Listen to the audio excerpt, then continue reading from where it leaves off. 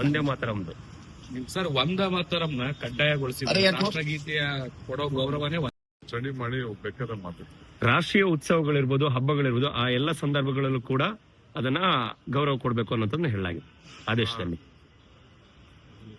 ನಮ್ಮ ರಾಜ್ಯದಲ್ಲಿ ಎಸ್.ಎಂ. ಕೃಷ್ಣರವರು ಮುಖ್ಯಮಂತ್ರಿ ಆಗಿದ್ದಾರೆ, ಕಾಂಗ್ರೆಸ್ ಸರ್ಕಾರ. ನಾವು ನಮ್ಮ ರಾಜ್ಯದ ಕುವೆಂಪುರವರು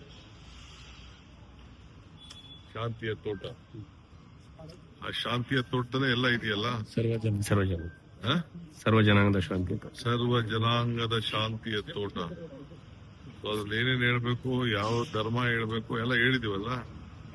ಹಿಂದೂ, ಕ್ರೈಸ್ತ, ಮುಸಲ್ಮಾನ ಎಲ್ಲ ಇದೆಯಲ್ಲ. ಇದೇ ನಮ್ಮ ರಾಜ್ಯ. ಆ ರಾಜ್ಯ, ಆ ಭೂಮಿಯಿಂದ ಬೆಳೆದಿರೋರು ನಾವು.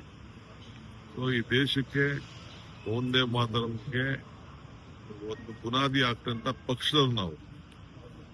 ಈ ದೇಶಕ್ಕೆ ರಾಷ್ಟ್ರಧ್ವಜ ತಂದ್ಕೊಟ್ಟಂತ ಪಕ್ಷದವ್ರು ನಾವು, ರಾಷ್ಟ್ರಗೀತೆ ತಂದ್ಕೊಟ್ಟಂತ ಪಕ್ಷದವ್ರು ನಾವು, ಸಂವಿಧಾನ ತಂದ್ಕೊಟ್ಟಂತ ಪಕ್ಷದವ್ರು ನಾವು, ಸ್ವಾತಂತ್ರ್ಯ ತಂದ್ಕೊಟ್ಟಂತ ಪಕ್ಷದವ್ರು ನಾವು. ಈಗ ಪಾಪ ಬೇರೆಯವರು ನಮ್ದೆಲ್ಲ ಸ್ವಲ್ಪ ಅನುಸರಿಸ್ತಾ ಇದಾರಲ್ಲ, ನಮ್ ಬಹಳ ಸಂತೋಷ. ಇನ್ಮೇಲೆ 2 ಗೀತೆಗಳಾಗತ್ತೆ, ರಾಷ್ಟ್ರಗೀತೆಗಳು. ಎಲ್ಲಿ ಅದನ್ನ ಅದ್ರ ಬಗ್ಗೆ ಮಾತಾಡೋಣ. ಸರ್, ಈಗ ಬೇರೆ ಯಾರು ಭೇಟಿ ಮಾಡಿದ್ರ ಪಾರ್ಲಿಮೆಂಟ್ ಹೋಗ್ಬೋದು?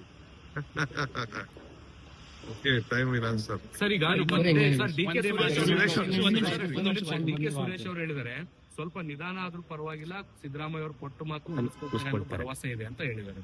ಮತ್ತೆ ನಾನು ಕಾಲ ಉತ್ತರ ಕೊಡ್ತದೆ ಅಂತ ಹೇಳ್ತೀನಿ. ನಾನೇನು ನಾವೇನ್ ಮಾತಾಡಿದೀವಿ ಅನ್ನೋದು ನಮ್ಗೆ ಮಾತ್ರ ಕೊಟ್ಟು ಅಂತ ಹೇಳಿದೀನಿ. ಪ್ರತಿ ಬಾರಿಯೂ ಕೂಡ ಕಾಲ ಉತ್ತರ ಕೊಡುತ್ತೆ ಅಂತ ತಾವು ಹೇಳ್ತೀರಿ, ಸುರೇಶ್ ಅವರು ಹೇಳ್ತಾರೆ. ಆ ಕಾಲ ಯಾವಾಗ ಬರುತ್ತೆ ಅಂತ ಟೈಮ್ ನಾವು ಕೇಳ್ತೀನಿ. ಕೇಳಿಲ್ಲಪ್ಪ, ಇನ್ನ ಸದ್ಯ ಈ ಅಸ್ಸಾಂ ಜಂಜಾಟದಲ್ಲೇ ಇದೆ. ಅಲ್ಲ, ನಿನ್ನೆ ಪ್ರಿಯಾಂಕಾ ಗಾಂಧಿ ಅವ್ರನ್ನ ಭೇಟಿ ಆಗಿದ್ರಲ್ಲ, ಏನೋ ಮಾತುಕತೆ ಆಯ್ತು ಅಂತ ಹೇಳ್ತಾರೆ. ಅಸ್ಸಾಂದು ಆದ್ಮೇಲೆ ಆದ ಬಳಿಕ ಕಾಂಗ್ರೆಸ್ ಕಚೇರಿಗೆ ಹೋಗಿ ಬಂದಿದ್ದೇನೆ ಅಷ್ಟೇ. ನಾನು ಯಾರು ಭೇಟಿ ಮಾಡಿದ್ರು ಪ್ರಿಯಾಂಕಾ ಅವ್ರ ಜೊತೆ ಮಾತುಕತೆನ ನಡೆಸಿದ್ರಿ, ಪಾರ್ಲಿಮೆಂಟ್ ಅಲ್ಲಿ ಏನೋ ಭೇಟಿ ಆಗ್ತಾರೆ ಅಂತ. ಯಾಕೆ ಸುಮ್ಮನೆ ವಿಭಿನ್ನ ರೀತಿಯಲ್ಲಿ ಬೇರೆ ಬೇರೆ ಅದೆಲ್ಲ ಯಾಕೆ ಸುಮ್ಮನೆ ಯಾಕೆ? ಸದ್ಯ ಇರಿ ಮಾತು.